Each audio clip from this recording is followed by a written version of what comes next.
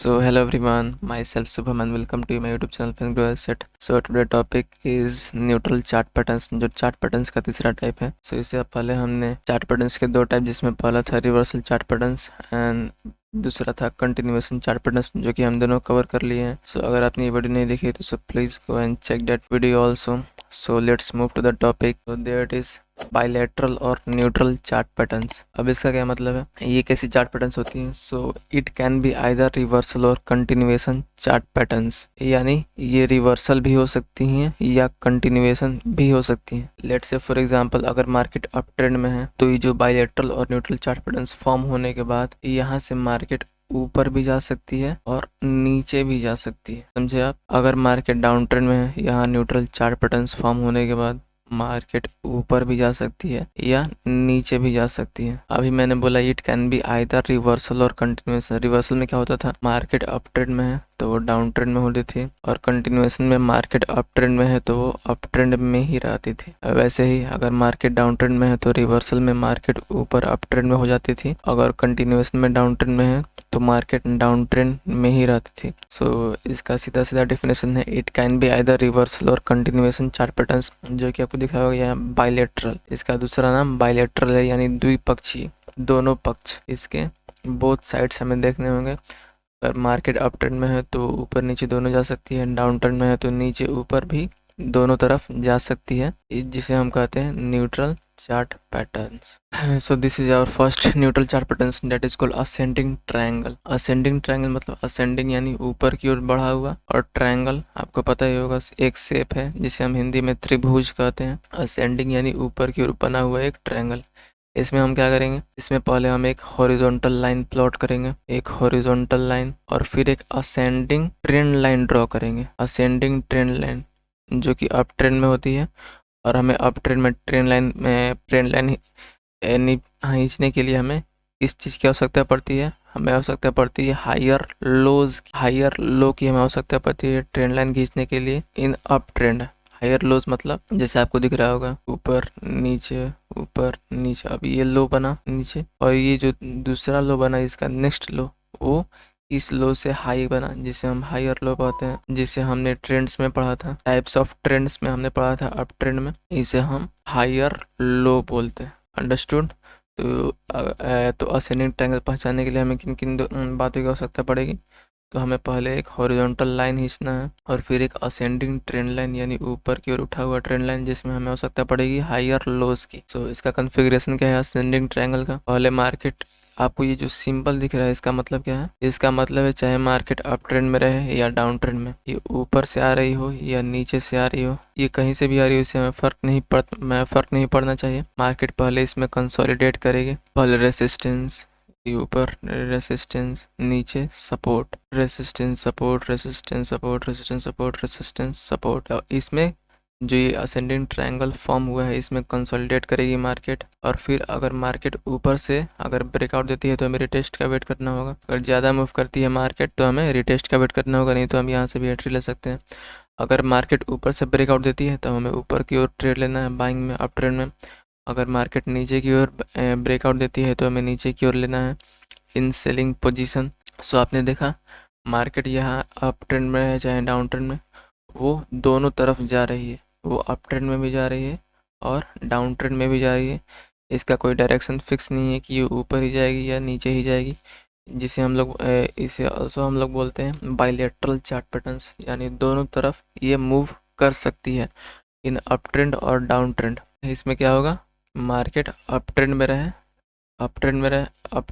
या चाहे रहे डाउन ट्रेंड में, किसी में भी रहे, तो एक असेंडिंग ट्रायंगल के अंदर कंसोलिडेट करनी चाहिए, ऊपर नीचे. फिर अगर मार्केट ऊपर की ओर ब्रेकआउट देती है तो हमें अब बाइंग में जाना है, अगर मार्केट नीचे की ओर ब्रेकआउट देती है तो हमें सेलिंग में जाना है, जैसा कि मैंने एक्सप्लेन किया. तो इसका हम एग्जांपल देखते हैं. सो ये रहा स्टेट बैंक ऑफ इंडिया का एग्जांपल. सो पहले हमने क्या किया, पहले हमने एक हॉरिजॉन्टल लाइन यानी एक रेसिस्टेंस बनाया ऊपर की तरफ, और फिर हमने एक असेंडिंग ट्रेंड लाइन फॉर्म किया, जिसमें हमें किसकी आवश्यकता पड़ी, हायर लोज की. ये जो पिछला वाला लो है और जो नेक्स्ट लो बना, इसमें क्या डिफरेंस है, ये हाई पे है, ये उससे ज़्यादा ऊपर बना है, जिससे हम कहते हैं हायर लोज बोलते हैं. तो हमें अप ट्रेंड में ट्रेंड लाइन खींचने के लिए हायर लोज की आवश्यकता पड़ती है, तो हमने यहाँ से एक हायर लोज बनाया, आपको दिख रहा होगा। फिर मार्केट ने इस असेंडिंग ट्रायंगल में ऊपर नीचे यानी कंसोलिडेट किया, resistance support, resistance support, resistance support, resistance support, और फिर आपको दिख रहा होगा यहाँ से इसने ब्रेकआउट दिया मार्केट ने। अगर ये ब्रेकआउट ऊपर की ओर होता तो हम ऊपर में जाते, बाइंग में जाते, अगर नीचे ब्रेकआउट दिया तो हम सेलिंग में जाएंगे। आपको दिख रहा होगा यहाँ मार्केट ने ऊपर से लेकर नीचे तक मूव कर दिया, यानी ये कुछ ज़्यादा ही मूव हुआ। आपको दिख रहा होगा यहाँ से लेकर मार्केट ने यहाँ, अगर मार्केट ज़्यादा मूव करती है तो मैंने बताया है कि रीटेस्ट का वेट करना है, तो मार्केट नीचे गई, फिर ऊपर आई अपने लेवल को टेस्ट करने के लिए। ये जो इसका जो ट्रेंड लाइन था, मैं आपको बता दूं, या मैंने आपको बताया भी होगा कि trend line as a support resistance भी काम करती है। सो फिर ये रेसिस्ट कर रही है अपने ट्रेंड लाइन को वापस रेसिस्टेंस फेस की ऊपर की तरफ, और फिर मार्केट ने नीचे की ओर डाउनवर्ड डायरेक्शन में हमें बहुत ही अच्छा प्रॉफिट दिया, आपको दिख रहा होगा। सो आपको इस पर एंट्री कैसे लेनी है, आपको जैसे ही ब्रेकआउट होते दिखाई दे तो आपको उस पर एंट्री लेनी है। ब्रेकआउट में हमें किन किन बातों का ध्यान रखना है, ब्रेकआउट में हमें पहला है वॉल्यूम, कि कैंडल का वॉल्यूम अच्छा होना चाहिए, बड़ा बनना चाहिए, और दूसरा हमें फोकस करना है RSI यानी रिलेटिव स्ट्रेंथ इंडेक्स। ये मार्केट के स्ट्रेंथ को बताती है कि मार्केट में स्ट्रेंथ है कि नहीं, या अभी मार्केट वीक पड़ा हुआ है, मंदी है मार्केट में, तो हमें इन दोनों पर देखना है।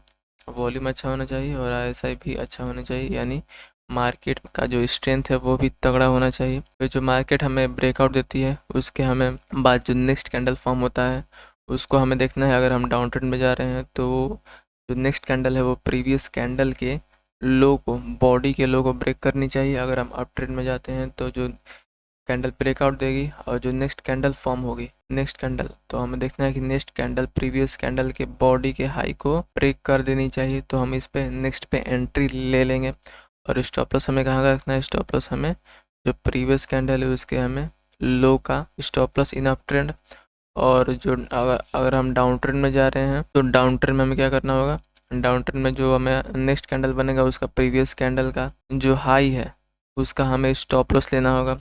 और टारगेट मैंने बार बार बताया है आपको 1:2, यानी 1 रुपये का रिस्क तो 2 रुपये का रिवॉर्ड एज ए बिगनर आपको लेना है। सो ये था असेंडिंग ट्रायंगल। सो मैं बता दूं कि एक चार्ट पैटर्न से जो किससे फॉर्म होती है, इसमें आपको ज़रूरत पड़ती है कैंडल स्टिक, फिर आपको ट्रेंड्स पता करने होते हैं, फिर आपको ट्रेंड लाइन बनाने आना चाहिए, फिर सपोर्ट रेसिस्टेंस की इसमें आवश्यकता पड़ती है। सो इसे बनने में थोड़ा टाइम लगता है। आप डायरेक्ट इसमें एंट्री, आप इसमें प्री डिसाइड करके इसमें एंट्री नहीं ले सकते कि अरे हमको तो दिख रहा है पहले से ये असेंडिंग ट्रायंगल है, हम यहाँ पे एंट्री ले लेते हैं, ये क्या पता नीचे गिर जाए, हम यहाँ पे एंट्री लेते हैं, क्या पता ये रेसिस्टेंस को अपने ब्रेक कर दे। सो हम पहले से प्री डिसाइड नहीं कर सकते। अगर आप चार्ट पैटर्न्स पर ट्रेड लेते हैं तो चार्ट पैटर्न्स पूरा फॉर्म होने का वेट करें, पूरे फॉर्म होने का वेट करें, जल्दबाजी ना करें कि हमें ज़्यादा प्रॉफिट मिलेगा, हमें वो मिलेगा, ये मिलेगा। चार्ट पैटर्न्स फॉर्म होने का पूरा फॉर्म होने का उसका वेट करें, इंतज़ार करें, तभी उसमें आप ट्रेंड लें। जल्दबाजी करने की कोई आवश्यकता नहीं है। सो और next neutral chart pattern that is called descending triangle. अब इसमें क्या है, डिसेंडिंग ट्रायंगल हम पहले क्या करेंगे, एक हॉरिजॉन्टल सपोर्ट लेंगे, एक हॉरिजॉन्टल सपोर्ट लेंगे और ऊपर डिसेंडिंग ट्रेंड लाइन खींचेंगे, यानी डाउन ट्रेंड में एक ट्रेंड लाइन खींचेंगे, जिसमें हमें किसकी आवश्यकता पड़ती है, लोअर हाइज की आवश्यकता पड़ती है, लोअर हाइज की। जैसे कि आपको दिख रहा होगा मार्केट यहाँ थी, फिर ऊपर नीचे, फिर यहाँ क्या बनाई, यहाँ हाई बनाई, और फिर यहाँ एक लोअर हाई यानी इससे नीचा हाई बनाई, जिसे हम लोग बोलते हैं लोअर हाई, जिसे हमने टाइप्स ऑफ ट्रेंड में पढ़ा था, लोअर हाई फॉर्म की। तो इसमें किन बातों का ध्यान रखना होगा, पहले हमें एक सपोर्ट खींचना होगा, हॉरिजॉन्टल सपोर्ट, देन फिर एक descending trend line, lower highs की मदद से एक डिसेंडिंग ट्रेंड लाइन हमें खींचना होगा। अब इसका मतलब आपको पता होगा, मार्केट अप ट्रेंड में रहे या डाउन ट्रेंड में हमें फ़र्क नहीं पड़ता है, मार्केट डिसेंडिंग ट्रायंगल के अंदर कंसोलिडेट करनी चाहिए, resistance support, resistance support, resistance support, यानी ये ट्रेंड लाइन रेसिस्टेंस का काम कर रहा है और ये सपोर्ट का। अगर आपको सपोर्ट रेसिस्टेंस समझ नहीं आ रहा है तो आप मेरी सपोर्ट रेसिस्टेंस की वीडियो देख सकते हैं, मैंने उसमें पूरा एक्सप्लेन किया है। सो मार्केट अगर जिस तरफ में ब्रेकआउट दे, अगर ऊपर की तरफ ब्रेकआउट देती है तो हमें टेस्ट का वेट करना है, फिर हमें बाइंग में एंट्री करनी है। अगर वो नीचे की तरफ ब्रेकआउट देता है तो हमें नीचे की तरफ रिटेस्ट का वेट करके सेलिंग की तरफ जाना है, जो कि ये था असेंडिंग ट्रायंगल, ठीक, असेंडिंग ट्रायंगल का ठीक अपोजिट जो कि है डिसेंडिंग ट्रायंगल, यानी नीचे की तरफ फॉर्म होता हुआ एक ट्रायंगल जिसमें हमें पहले एक हॉरिजॉन्टल सपोर्ट खींचेंगे, फिर एक डिसेंडिंग ट्रेंड लाइन जिसमें हमें लोअर हाइज की आवश्यकता पड़ती है। So let's move to the example of descending triangle. So ये है हाउसिंग डेविल फाइनेंस यानी HDFC का 5 मिनट का चार्ट। सो इसमें हमने पहले क्या किया, एक अच्छा सा लेवल देखते हुए हमने एक हॉरिजॉन्टल सपोर्ट ड्रॉ किया, फिर हमने एक descending trend line lower highs की मदद से, डिसेंडिंग ट्रेंड लाइन, अब मार्केट या ऊपर से आए चाहे नीचे से, इस डिसेंडिंग ट्रायंगल में कंसोलिडेट करनी चाहिए, यानी इसी के अंदर वो फॉर्म होनी चाहिए। कंसोलिडेशन का मतलब फिर resistance support, resistance support, resistance support, resistance, फिर यहाँ ऊपर की ओर इसने ब्रेकआउट दे दिया। अगर ऊपर की ओर ब्रेकआउट दे तो ऊपर की ओर जाना है, अगर नीचे भी ब्रेकआउट दे तो हमें नीचे की ओर जाना पड़ेगा। तो इसने ऊपर की ओर दिया, आपको दिख रहा होगा मार्केट ने पूरा यहाँ से यहाँ तक का कवर किया, यानी इसने ज़्यादा मूव कर चुका है। मार्केट पहले ही ज़्यादा, आपको दिख रहा होगा ये कुछ 50 और ये कुछ 35 टाइप, यानी 15 पॉइंट, ये बहुत ज़्यादा होते हैं मार्केट में एक बार में चलने के लिए। आपको दिख रहा है सिर्फ ग्रीन ही ग्रीन कैंडल बना है, तो हमें रिटेस्ट का वेट करना है। फिर मार्केट ने यहाँ वापस इस जो ट्रेंड लाइन फॉर्म किया डिसेंडिंग ट्रेंड लाइन, उसको वापस रिटेस्ट करने आया यहाँ पर, फिर यहाँ रेड कैंडल, फिर यहाँ इस ग्रीन कैंडल ने ब्रेकआउट दिया जो कि थोड़ा बड़ा है ग्रीन कैंडल, फिर भी अगर रिटेस्ट कर रही है तो आपको अश्योरिटी दे रही है कि वो एक सही ब्रेकआउट हो सकता है। सो मैंने क्या बोला था, जो भी कैंडल ब्रेकआउट दे हमें उसके नेक्स्ट कैंडल के बनने का इंतज़ार करना है। अगर अप ट्रेंड में आप ले रहे हैं तो इसके हाई को ब्रेक करनी चाहिए जो नेक्स्ट कैंडल है। तो इसने, अगर आप देखें तो इसने नेक्स्ट कैंडल में ब्रेक नहीं किया, लेकिन इसने किया, तो हमें इस पर एंट्री लेनी है। जो भी कैंडल अगर इसका नेक्स्ट कैंडल नहीं कर रहा है, अगला भी नहीं कर रहा है, तो हमें जब तक ये इस जो इसका बॉडी का हाई है ये जब तक ब्रेक ना हो तब तक हमें वेट करना है। हमें डायरेक्ट एंट्री नहीं ले लेनी है, हमें उसके जिस कैंडल ने ब्रेकआउट दिया उसके बॉडी के हाई को ब्रेक करने वाला एक कैंडल फॉर्म होना चाहिए, तभी हम उसमें एंट्री लेंगे। तो हम इस कैंडल पे एंट्री लेंगे। एसएल हमारा इतना थोड़ा बड़ा हो सकता है, आपको दिख रहा होगा। फिर मार्केट आउट ट्रेंड में अच्छी खासी ऊपर गई, और आपको टारगेट 1:2 मैंने बार बार बताया, और आपके पूरा चार्ट पैटर्न इतना फॉर्म होने का वेट करना होगा। अगर आप 5 मिनट अगर आप चार्ट्स खोले हो, जो कि ये है 5 मिनट, आप गिन सकते हैं कितने कैंडल से ये एक चार्ट पैटर्न फॉर्म होता है। सारे चार्ट पैटर्न जो जो अभी तक मैंने आपको पढ़ाए हैं, आप उन्हें चेक कर सकते हैं कि वो कितने कैंडल्स, यानी बहुत सारे कैंडल्स मिलाकर तभी एक चार्ट पैटर्न फॉर्म होता है। सो आपको वेट तो करना पड़ेगा चार्ट पैटर्न्स पूरा फॉर्म होने के लिए, तो जल्दबाजी नहीं करनी है। So our next chart patterns that is called symmetrical contracting triangle. Symmetrical यानी एक समान, कॉन्ट्रैक्टिंग यानी एक दूसरे के नज़दीक आता हुआ, सिमटता हुआ, और ट्रायंगल यानी एक ट्रायंगल एक शेप है जिसे हम बोलते हैं त्रिभुज। इसमें हम क्या करेंगे, इसमें हम दो ट्रेंड लाइन के मदद से एक ट्रायंगल फॉर्म करेंगे। ट्रेंड लाइन हम कैसे ड्रॉ करेंगे, पहला ट्रेंड लाइन ऊपर से नीचे आता हुआ, दूसरा ट्रेंड लाइन नीचे से ऊपर जाता है। अब आपको लग रहा हो कि मैंने इसे कहीं पढ़ाया है, तो जी हाँ, मैंने पढ़ाया था इसे कंटिन्यूएशन में जिसका नाम था बुलिस पेनेट बेरिस पेनेट। अब उसमें और इसमें क्या डिफरेंस है, दोनों तो सेम ही शेप बना रहा है, दोनों में सेम कंसोलिडेशन था। उसमें था कि मार्केट अप ट्रेंड में है तो अप ट्रेंड में रहेगी, डाउन ट्रेंड में है तो डाउन ट्रेंड में ही रहेगी। लेकिन दोनों में डिफरेंस क्या है, जो बुलिस पेनेट या बेरिस पेनेट होता है वो एक छोटे टाइम फ्रेम पे बनता है, like 5 minute, 15 minute etcetera. 5-15 minute पे ही फॉर्म होता है, आप 30 मिनट भी ले सकते हैं। लेकिन जो सिमेट्रिकल कॉन्ट्रैक्टिंग ट्रायंगल या आगे जो मैं पढ़ाऊँगा सिमेट्रिकल एक्सपेंडिंग ट्रायंगल, वो बड़े टाइम फ्रेम्स पर फॉर्म होता है, like 1 hour, 1 day, 1 week, 1 month etcetera etc। So bullish pennant छोटे टाइम फ्रेम के लिए है, और सिमेट्रिकल कॉन्ट्रैक्टिंग ट्रायंगल जो न्यूट्रल चार्ट पैटर्न है वो एक बड़े टाइम फ्रेम में फॉर्म होता है। ये एक मेजर डिफरेंस होता है उन दोनों में। सो हमें सिमेट्रिकल कॉन्ट्रैक्टिंग ट्रायंगल में किन चीज़ों की आवश्यकता पड़ेगी, सो हमें इनमें देखना है दो ट्रेंड लाइन जो एक दूसरे को कॉन्ट्रैक्ट करें, एक दूसरे के नज़दीक जाए, पहला ऊपर से नीचे, दूसरा नीचे से ऊपर फॉर्म होना चाहिए। अब क्या है मार्केट, अब इसका कन्फिग्रेशन क्या है, मार्केट अप ट्रेंड में रहे चाहे डाउन ट्रेंड, फ़र्क नहीं पड़ना चाहिए। इस जो ट्रायंगल हमें बनाया है कॉन्ट्रैक्टिंग ट्रायंगल, उसमें कंसोलिडेट करने चाहिए resistance support, resistance support, resistance support.